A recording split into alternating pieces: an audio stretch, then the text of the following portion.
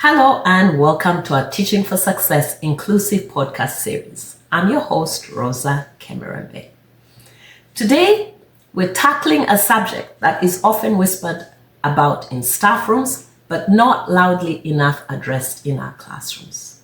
The social discrimination faced by students who are differently abled. In our past podcast series, we've talked about accommodations for students who are differently abled. But today, we're talking about something different. We're talking about the teasing, the gossip, the stares, and the isolation. We're going to discuss why inclusion isn't just a policy on paper, but a lifeline. Let's start with a scenario. Imagine you're a student. It's Monday morning, the bell hasn't rung yet, and you're walking through the corridor. You feel the heat of eyes on your skin, specifically on the patches of your skin that are different. Now, I want to share a story with you, a short story. This week, I watched a YouTube video called Gossip Live. Now, I am not a gossip, but I must say they do have some incredibly engaging guests and a wonderful host named Farouk. I was very intrigued by the guest, Aliyah. She's from the western part of Uganda, I think Fort Portal or Kasese area. And Aliyah has vitiligo, which is an autoimmune disease that causes patches on the skin in different areas, or sometimes for some people, it just covers your whole body. Listening to Aliyah tell her story was both heartbreaking and inspiring at the same time. She spoke openly about being discriminated against, about the stares from people in public, the cruel comments from strangers, and the ignorance she faced from peers who simply did not understand her condition. She described moments of profound vulnerability. But what struck me the most was the foundation beneath her. Aliyah spoke about her family, the unwavering support, the insistence that she was beautiful, their refusal to let her shrink because of the cruelty of others. She also mentioned that friends who stood by her, who saw her for who she was, not just what she looked like, that support system became her armor. And today, Aliyah is a confident, beautiful, articulate woman, young woman in university owning her own story. This is critical, however. Not everyone has the support that Aliyah has. For every Aliyah with a strong family and a circle of loyal friends, there are countless students who face the battlefield of school alone. They go home to families who are overwhelmed, who don't understand how they feel, how they're being treated at school, or who are battling their own prejudices. They have no one telling them that they're enough. They have no safe harbor at the end of a brutal day. It's torture being in school. These students do not reach that level of confidence after years of ill treatment. They do not emerge victorious and eloquent like Aliyah. Instead, they hide, they withdraw. They learn that the world is a hostile place, so they become recluses within their own minds. They skip school, not because they're lazy, but because school is where their pain lives. They eat lunch in school bathrooms. They stop raising their hands in class. They don't want anyone looking at them. They don't want to draw attention to themselves. They stop existing in the world because the world has made it clear that they are not welcome. As you pass, imagine you're one of these students, and you pass a group of students, talking stops. Then, as you move farther away, you hear the whispers start again. You know they're obviously talking about you. You hear the muffled laughter. You sit down in class and no one wants to sit next to you because they think that you have some kind of infectious disease. For students with visible differences, whether it's vitiligo or whether they're using a wheelchair, or whether they have autism or Down syndrome. School can feel like a circus, and the students feel like they're exhibits in the circus. People stare, not necessarily because they're cruel, but because they haven't been taught that different isn't a spectacle. It's not just the visible differences. There are students whose differences show up in their behavior.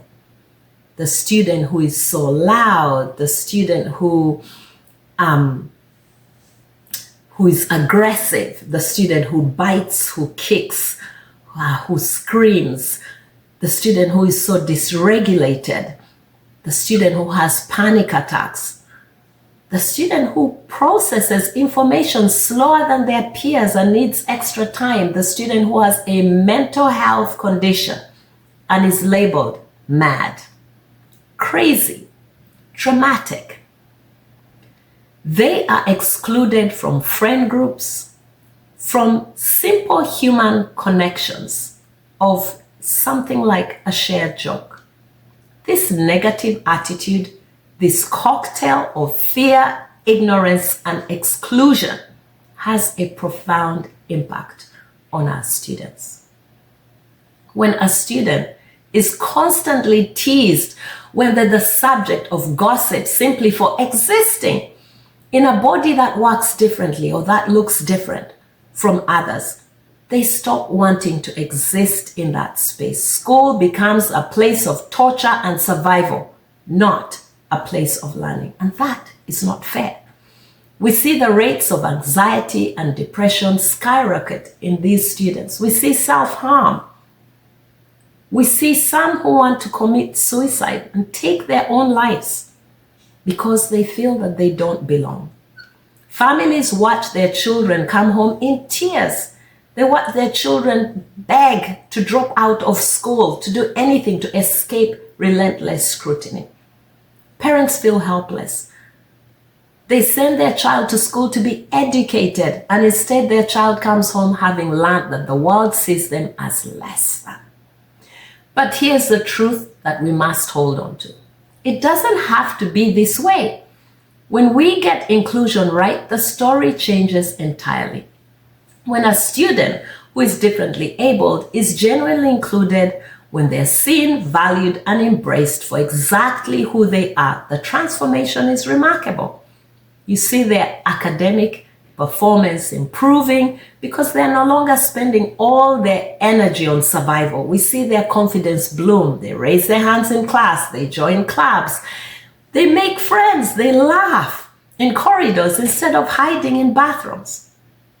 Inclusion tells them you belong here. You matter here. Your voice deserves to be heard. You are loved. You are beautiful. And when a student believes that, they soar. They discover strengths they never knew they had. They become leaders and advocates and mentors just like Aaliyah.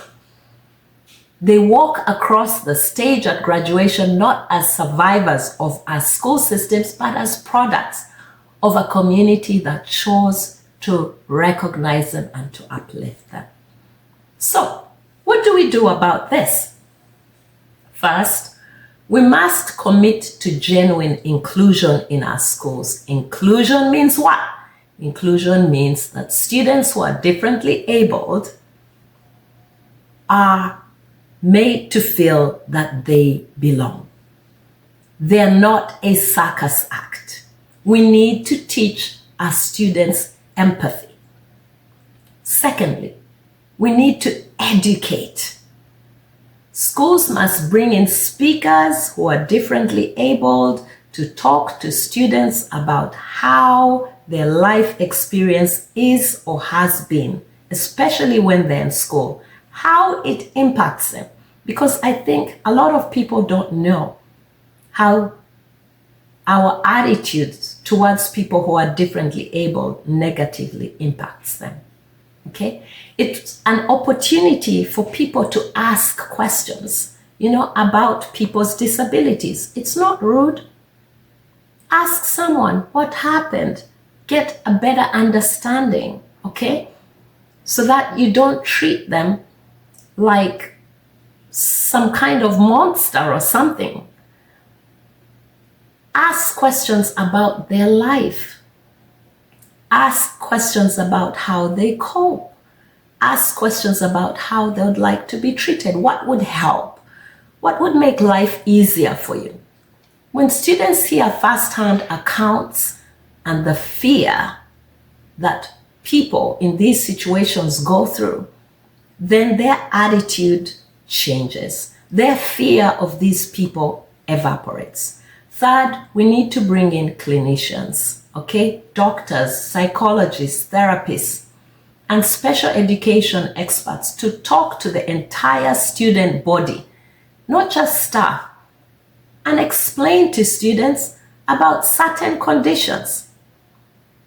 Okay, what does a panic attack look like? Explain why someone might wear gloves to avoid a sensory overload, or why someone may have patches on their skin, or why someone might have even things like a heart condition. We have had students in our schools with alopecia where their hair is in patches. They have bald patches all over their hair. I remember girls like that when I was in school.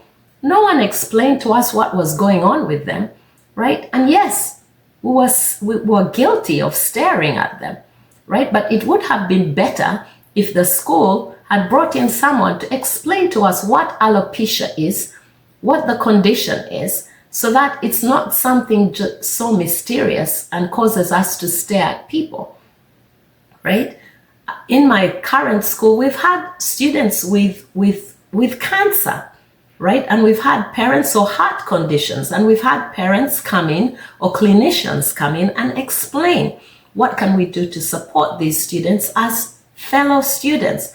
What can we do to make their school life bearable and a happy place to be, a place where they feel that they belong, despite what they're going through? Okay? Explain to families why their child's brain works differently, because sometimes families have no idea what's going on. Like Aaliyah's family, they didn't know what was going on with her. They thought she had a fungal infection because the patches began in her mouth, right? They had no idea. Some people, family members, said that she had been bewitched, or, all kinds of theories. So it's important that these clinicians as well visit families of these students to try and help and support and explain to them what's going on, okay?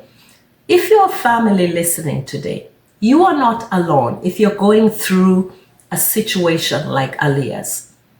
Your fight for your child's belonging is valid. Please advocate for your children and advocate for these conversations to take place in schools. Demand that your school community learns about neurodiversity and about physical diversity, just as they learn about math and history and science. And to the students listening, if you've never, or if you have ever stared at people because they're different, if you've ever whispered, if you've ever excluded someone because they look different or they act different, I challenge you to think about this. We must not simply tolerate those who are different, we must elevate them. We must envelop them in profound and unconditional dignity of kinship and friendship. For in the grand tapestry of humanity, it is not being the same or uniformity that strengthens the weave of the tapestry, but the bold and unapologetic threads of diversity that create the masterpiece of the tapestry. We must be kind, yes, but more than that, we must be just. And we must be fierce protectors of those who are marginalized. Because one day, the shoes that pinch them might just very well be your own or your child's or your siblings. Close your eyes and you imagine waking up tomorrow with a visible tremor, a speech impediment, a facial difference. You walk into school and the world you once navigated with ease suddenly feels hostile. People look away, they laugh, they call you names. How would you want to be treated? Would you want to be relegated to the shadows? Or would you yearn for someone to look you in the eye and see you for who you are? Remember, the student you ignore today is someone's child with dreams, with aspirations, with fears. And the way you treat someone who is vulnerable is the truest measure of your own character. This is Rosa Kemirembe signing off. Let's make our schools a place where everyone belongs.